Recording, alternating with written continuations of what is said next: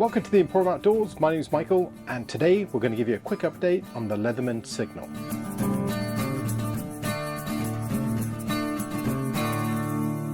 So here I have my Leatherman Signal. I've had this for a few months, but I've been using it as my EDC for probably a couple of good months now, and even recently I've been renovating my house and I've been using the tool a lot. So I have some thoughts on this and I'll let you know what they are. So first of all, let me show you what I did with it to make it my EDC. So I upgraded to the Leatherman larger pouch so that I could add some bits, which I thought was pretty useful. As you can see, the larger pouch has these pockets back and forth. That's obviously the signal. And on this side, it has some elastic. So I put a ferrule rod in there. Why not? And on this side I have a small light. This is an O light, but it's very useful, nice and small, and it's directly rechargeable as well. It just has a USB port where you can plug into it, and that's my little light. So very useful to have. Put this small lanyard on it. So that's my EDC carry pouch. So getting back to the Signal. So a couple of things have happened. I really like this knife. It's a great knife, and I think when I first reviewed the knife, there was one thing I didn't like about it, and that was the serrations on this blade. And I got to learn to live with it. It's not my favorite, but the other features really made this knife, I liked it a lot. I felt if I had this with me, you know, if I was out in the bush or whatever, this would be a great companion to have.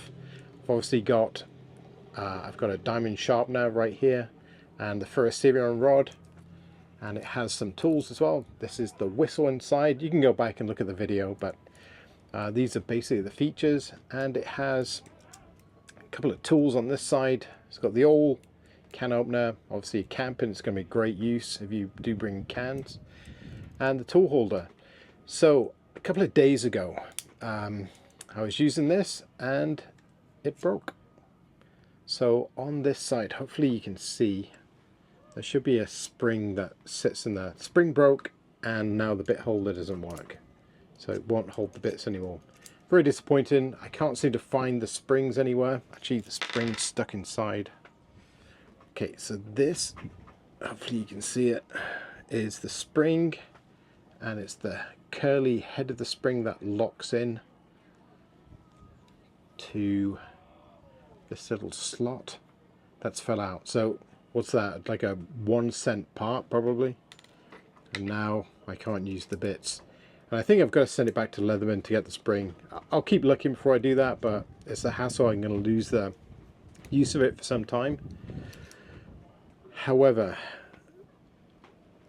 I can't actually recommend this as an EDC, and I'm not going to be using it as such anymore, for the simple fact, and it literally drove me crazy. So everything about this knife is great apart from this one thing, and I thought I could get past it, and I mentioned it a couple of times on other videos, where once you have the bit out, the bit driver, this pommel, this hammer face here, stops it from closing. Like seriously? And I thought, I'll get over it. A few people said, you know, use it in a different way, you can extend it out, you know, you can figure a way out of it. It doesn't work. Like I say, I've been doing a lot of work around my house, and I always carry a Leatherman. If I need to undo a screw or whatever, pry something, I'll use a tool, I grab this first rather than run and go and get a screwdriver. I'll see if I can use the tool I have. That's the whole point of them. But I cannot get over it. I can't work with it like this. It doesn't feel right. It's awkward, because when you use a screwdriver, the center of your hand is the pivot, and this is off center, and it doesn't work. Your wrist doesn't flex that way, and that's the reason I'm not going to be using this as my everyday carry any longer. I think I'm going to put this in my ATV for my wilderness trips and use it that way, what it's more designed for.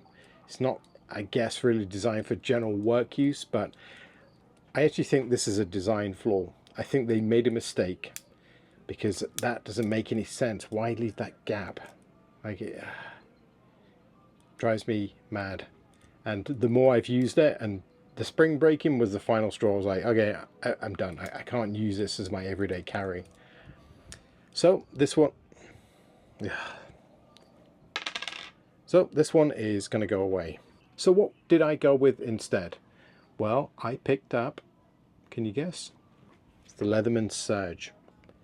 So this is probably the biggest Leatherman that they sell. It was between this and the Arc, and I didn't feel the extra $100 in Canada, well, $80, something like that, I think it is, would give me much more with the Arc, if I'm honest. And everything I read about this kind of said this is the one, if you're going to use it as a tool, this is the one to get. So it's a full-size tool.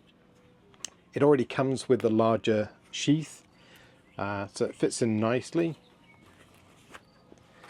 Also comes with these T-slot tools. You've probably seen these if you have a jigsaw.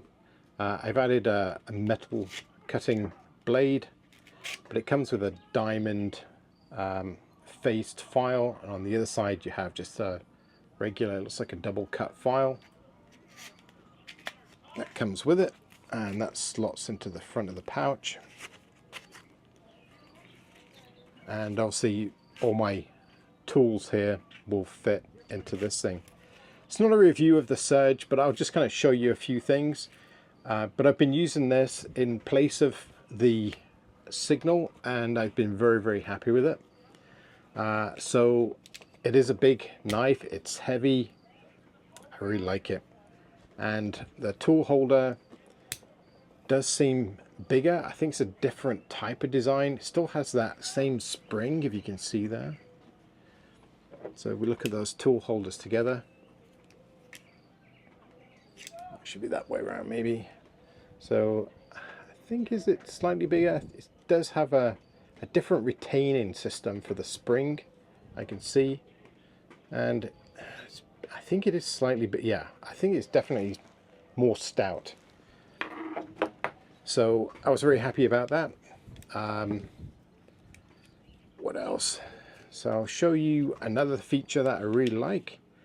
So obviously we've got, this is the T-slot, so you can replace this, you can take this out and then put in one of the other ones I've just shown you. That's kind of nice. It does have a serrated blade on this side. It's nice and easy to open.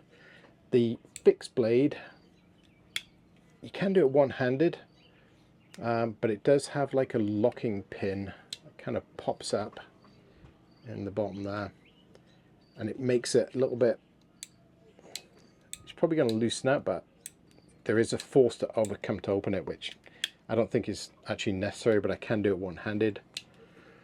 The other big improvement, I guess, is the scissors, which I really liked on my T4. So that's a nice addition. And yeah, I think that's all the outside type of tools. One thing again that it has is the ruler. I know some models don't come with that, but that's actually way more helpful than you think, especially if you're using it for some sort of tool for work. Just to quickly measure something off rather than go and get something else. Has the awl and flat blade screwdrivers, maybe type of a, you could use that as a scraper too. But not a huge amount of tools on this, to be absolutely honest. Obviously got a tin opener on this side, and obviously the interchangeable bit driver. And I believe there is a lanyard in this that you can push up, but I can't remember where they put it. I think it's somewhere. I saw it in another video anyway. Obviously the jaws are replaceable on this model, and it's just a very heavy tool. Just to show you them side by side, you see the jaws much heavier on this model, has these larger kind of cheeks. But yeah, and obviously you can see the thickness is slightly more on this one. So yeah, it's a bit of a change. Like I say, it's heavier, but this I feel 100% confident that it will do what I want it to do. It is a compromise with the weight, especially for an everyday carry, because once you factor in all the other stuff, but I've got everything I actually need now, I believe. So I can still make fire with my ferrous serum rod. I have a flashlight. I don't have the whistle any longer, but I do have a diamond file for sharpening the blade, etc. And it all packages down like that. So the Signal, I think they just need to modify it. If there was a Signal Mark II, I think they could rectify some of these problems.